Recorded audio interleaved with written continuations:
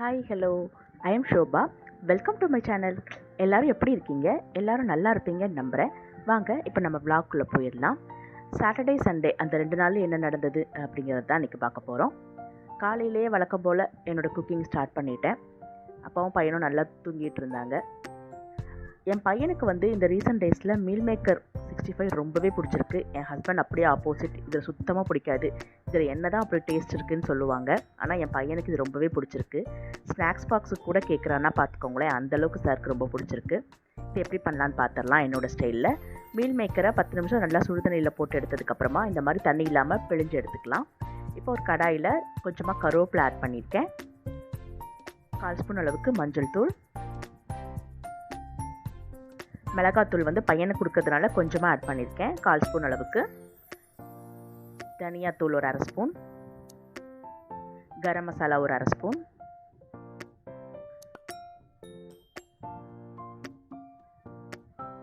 தயிர் வந்து ஒரு சின்ன குழிக்கரண்டி அளவுக்கு ஆட் பண்ணிக்கலாம். கொஞ்சமாக 1/2 ஸ்பூன் அளவுக்கு ஜீரகத்தூள் ஆட் பண்ணிக்கலாம். நான் ஜீரகம் தான் ஆட் பண்ணியிருக்கேன், ஜீரகத்தூள் இல்லைனால. நம்ம மீல் மேக்கரையும் இப்போ ஆட் பண்ணிவிட்டு நல்லா பிசைஞ்சு எடுத்து வச்சுக்கலாம். இஞ்சி பூண்டு பேஸ்ட் ஆட் பண்ண மறந்துட்டேன், சரி அதையும் ஆட் பண்ணியிருக்கேன் ஒரு ஸ்பூன் அளவுக்கு. ஒரு 1/2 மணி நேரம் நல்லா மிக்ஸ் பண்ணிடுங்களா, அதில் நல்லா ஜூஸ் எல்லாம் இறங்கிடும், அதுக்காக தான் ஆட் பண்ணியிருக்கேன். முதல்ல இதை செஞ்சு வச்சுட்டேன். அரிசி மாவு வந்து ஒரு 1/2 கப் அளவுக்கு ஆட் பண்ணியிருப்பேன். உப்பும் சேர்த்து நல்லா பிசைஞ்சு வச்சுக்கோங்க. ஓரமாக நல்லா ஊறிடும், அதுக்குள்ளே நம்ம பக்கத்தில் உள்ள குக்கிங்லாம் ஆரம்பிச்சிடலான்னு சொல்லிட்டு தான் முதல்ல ரெடி பண்ணி வச்சிட்டேன். செட்டிநாட்டு மாங்காய் பருப்பு தான் இன்றைக்கி செஞ்சுருந்தேன். இப்போ மாங்காய் சீசன் ஆரம்பிச்சிச்சு, பார்த்த உடனே அவ்வளோ ஆசை வந்தது, வாங்கிட்டு வந்தாச்சு. கடாயில் எண்ணெய் விட்டு சீரகமும் வெந்தயம் தாளிச்சிட்டு கொஞ்சமாக கருவேப்பிலையும் ஆட் பண்ணி நல்லா பொரிஞ்சதுக்கப்புறமாட்டி கட் பண்ணி வச்சுருக்க பூண்டு வந்து நிறைய ஆட் பண்ணிக்கோங்க, நல்ல ஒரு ஃப்ளேவர் கிடைக்கும் இந்த குழம்புக்கு. பச்சை மிளகா ஆட் பண்ணிக்கலாம். நான் ஒரு 4 பச்சை மிளகாவை குட்டி குட்டியாக கட் பண்ணியிருக்கேன். உங்கள் காரத்துக்கு தகுந்த மாதிரி ஆட் பண்ணிக்கோங்க. இந்த குழம்பு பார்த்திங்கன்னா நல்லா மைல்டாக தான் இருக்கும். ஸோ இந்த மாதிரி காலிஃப்ளவர் 65 வச்சு காலிஃப்ளவர் 65, இந்த மீல் மேக்கர் 65 வச்சு சாப்பிடும்போது சூப்பராக இருக்கும். ஒரு பெரிய வெங்காயத்தை குட்டி குட்டியாக கட் பண்ணியிருக்கேன், அதையும் இதோட ஆட் பண்ணிக்குவோம். இப்போ லென்ட்னால என் ஹஸ்பண்டையும் இந்த மாதிரி செஞ்சு தான் ஏமாற்றிக்கிட்டு இருக்கேன். அவங்களுக்கு நான்வெஜ் இல்லாமல் இறங்காது. ஸோ இந்த மாதிரி லென்ட்னால காலிஃப்ளவர் 65, மீல் மேக்கரு அந்த மாதிரி தான் செஞ்சு கொடுத்துட்ருக்கேன். ஒரு 1/2 பெரிய மாங்காவை, கிளிமூக்கு மாங்காவை குட்டி குட்டியாக கட் பண்ணியிருக்கேன், அதையும் இதோடு ஆட் பண்ணிக்கலாம். 1/2 தக்காளி பழம், அதையும் ஆட் பண்ணிக்குவோம். தக்காளி பழம் வந்து சேர்க்கறதுனால வேற ஒரு டேஸ்ட் கொடுக்கும், இந்த மாங்காய் தக்காளி பழம்லாம் சேர்த்து.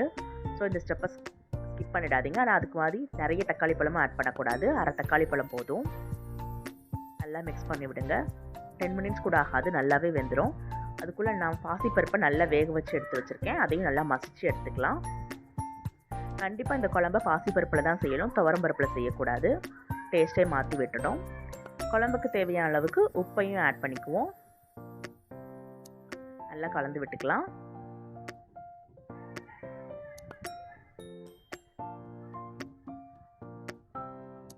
நல்லா வெந்துருச்சு பாருங்க, பார்க்கும்போதே உங்களுக்கு தெரிஞ்சிருக்கும், நல்லா குழைவாக வெந்துருச்சு. இப்போ நம்ம வெந்த பாசிப்பருப்பையும் ஆட் பண்ணிக்கலாம்.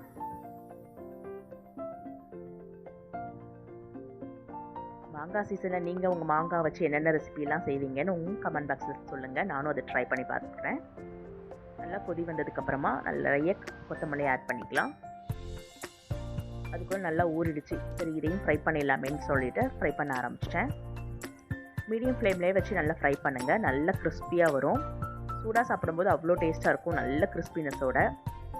என் பையன் எழுந்து வந்துட்டான், அதுக்குள்ளே எழுந்து வந்து டேஸ்ட் பண்ணிக்கிட்டு இருந்தார். சூப்பர் டேஸ்ட்டுமான்னு வேறு சொல்லிக்கிட்டாரு, எனக்கு சர்டிஃபிகேட் வேறு. பார்க்கும்போதே தெரியும் நினைக்கிறேன் எவ்வளோ கலர்ஃபுல்லாக இருக்குன்னு பாருங்கள்.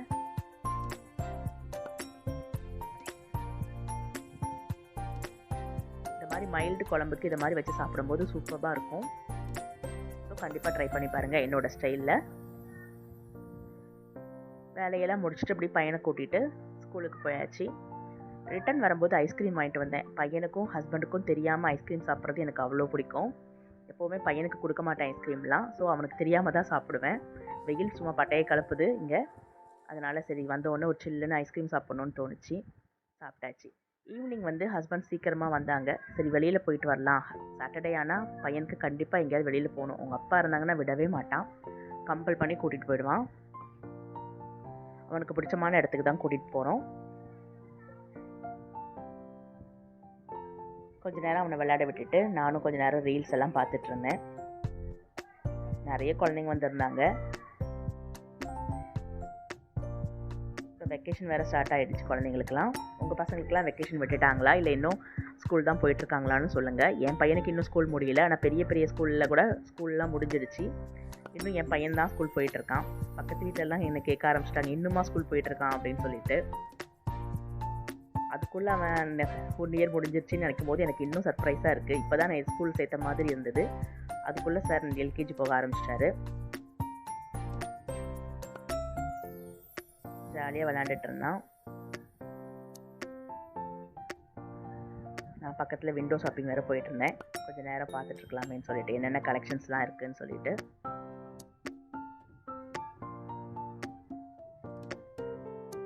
ஒரு வழியாக அவனை கூட்டிகிட்டு கிளம்பினோம். அப்போவும் அவனுக்கு திருப்தியாகலை. சாப்பிட்டுட்டு போயிடலான்னு சொன்னாங்க ஹஸ்பண்டு.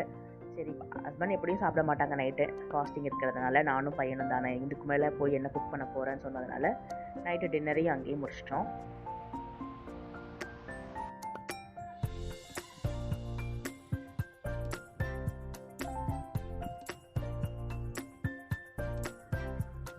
ஹஸ்பண்ட் பார்க்க தான் ரொம்பவே பாவமாக இருந்தது. நாங்கள் நல்லா ஃபுல் கட்டு கட்டினோம், அவங்க மட்டும் ஃபாஸ்டிங்காக இருக்காங்களேன்னு சொல்லிட்டு. சார் ரொம்ப ரசித்து சாப்பிட்டுட்டு இருந்தார், நல்லா கதை பேசிக்கிட்டே.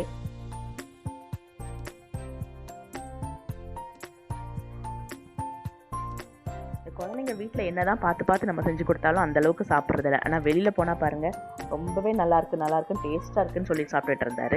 சரி கொஞ்சம் சாப்பிட்றானே போதுமே, அதுவே போதும்னு நினச்சிட்டு தான் கடைக்கெல்லாம் கூட்டிகிட்டு போகிறது. ரொம்ப கூட்டிகிட்டு போக மாட்டோம் எப்போவுமே. நல்லா டின்னரே முடிச்சுட்டு வெளியே வந்தாச்சு. இன்னும் வீட்டுக்கு போகலாமான்னு கேட்டால் போகக்கூடாது, சும்மா சுற்றிகிட்டே இருக்கணும்னா. பரூஜே 2 தடவை ரவுண்ட் அடித்தோன்னா பார்த்துக்கோங்களேன், அந்த அளவுக்கு தான் சுற்றிக்கிட்டே இருந்தோம்.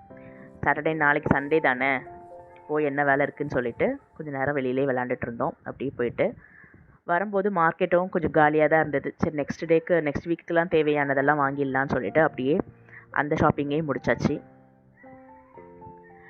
இது சண்டே மார்னிங் எடுத்த விலாகு. ஹஸ்பண்டும் பையனும் நல்லா தூங்கிட்டு இருந்தாங்க.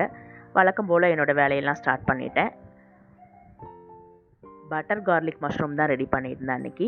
இது ரீசெண்ட் டேஸில் என்னோடய மோஸ்ட் ஃபேவரட் ரெசிபி. அவ்வளோ டேஸ்ட்டாக இருக்குது. இந்த ரெசிபியை இவ்வளோ நாள் ஏன் செய்யலைன்னு எனக்கு தோணுச்சு. எப்போவுமே மஷ்ரூம் வாங்கினீங்கன்னா பிரியாணி, சுக்கா, கிரேவின்னு தான் செய்வேன். இந்த தடவை இதை செஞ்சு பார்க்கணுன்னு செஞ்சேன். ரொம்பவே டேஸ்ட்டாக இருந்தது. மஷ்ரூமை இந்த மாதிரி குட்டி குட்டியாக கட் பண்ணி எடுத்துக்கோங்க. நிறைய கார்லிக்கை குட்டி குட்டியாக கட் பண்ணி எடுத்துகிட்டு நிறைய கொத்தமல்லியும் தேவைப்படும், அதையும் நல்லா கட் பண்ணி எடுத்து வச்சுக்கலாம். இது செய்கிறது ரொம்பவே ஈஸி. நிறைய இன்க்ரீடியண்ட்லாம் கிடையாது, ஆனால் மைல்டான ஃப்ளேவரில் வேறு லெவலில் இருக்கும். இப்போ ஒரு கடாயில் பட்டர் ஆட் பண்ணிக்கலாம். சிம்லே வச்சுக்கோங்க, இல்லைன்னா இந்த மாதிரி தான் புகைய ஆரம்பிச்சிடும். உடனே நான் கம்மி பண்ணிட்டேன். பட்டர் ஃப்ளேவரில் செய்யும்போது சூப்பராக இருக்கும். நிறைய பட்டர் ஆட் பண்ணியிருக்கேன். பட்டர் நல்லா மெல்ட் ஆக ஆரம்பிச்சிருச்சு. இப்போ நம்ம குட்டி குட்டியாக கட் பண்ணி வச்சுருக்க கார்லிக்கையும் ஆட் பண்ணிக்கலாம். இந்த பட்டரில் இந்த கார்லிக் வந்து ரோஸ்ட் ஆகும்போது வீடே மணக்கும். நல்லா ரோஸ்ட் ஆக விடுங்க.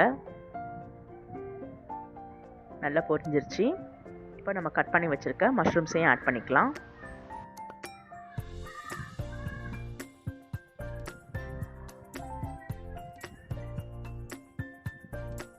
மஷ்ரூம் ஆட் பண்ணிவிட்டு கொஞ்சம் ஹை ஃப்ளேம்லேயே வச்சுக்கோங்க, நிறைய தண்ணி விடும்.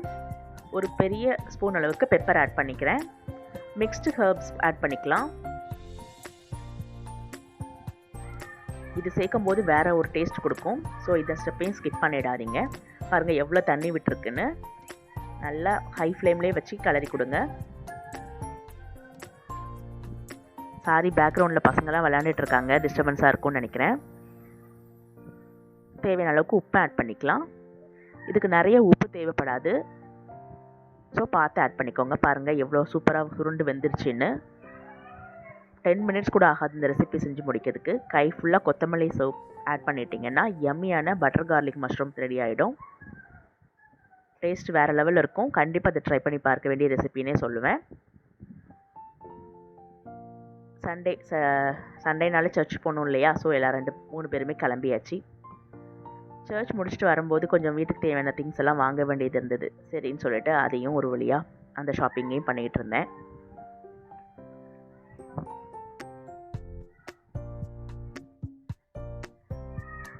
ரொம்ப நாளாகவே நாங்கள் கஸ்டமைஸ் ட்ரெஸ் போடணுன்னு ஆசைப்பட்டிருந்தோம். என் ஹஸ்பண்ட் 3 பேரும் சேர்ந்து மாதிரி ஒரு ட்ரெஸ் அதுக்காக தான் போயிருந்தோம்.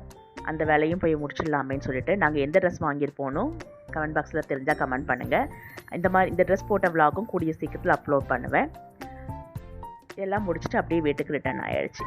இந்த விலாக் உங்களுக்கு பிடிச்சிருக்குன்னு நம்புகிறேன். பிடிச்சிருந்தா லைக் பண்ணுங்கள், ஷேர் பண்ணுங்கள், கமெண்ட் பண்ணுங்கள். இது மாதிரி இன்னொரு இன்ட்ரெஸ்டிங் விலாகில் பார்க்கலாம். தேங்க்ஸ் ஃபார் வாட்சிங்.